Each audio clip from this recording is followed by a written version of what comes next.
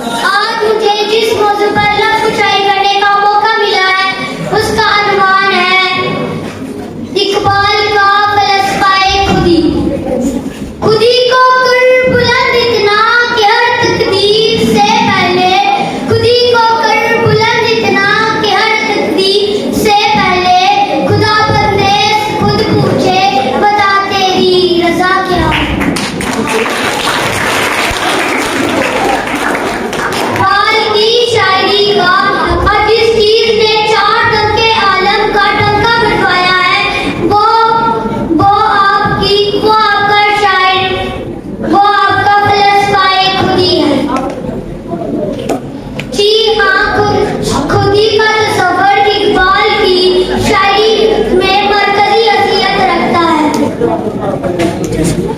बल्कि आपकी शायरी की जान खुदी है कि आपकी शायरी की जान खुदी है। खुदी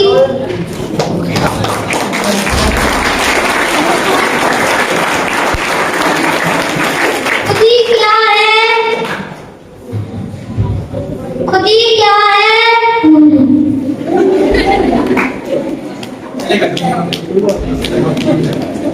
शेर पढ़ो आप, शेर पढ़ो अगली अगली शेर पढ़ो जो आप मुल्को मुल्क का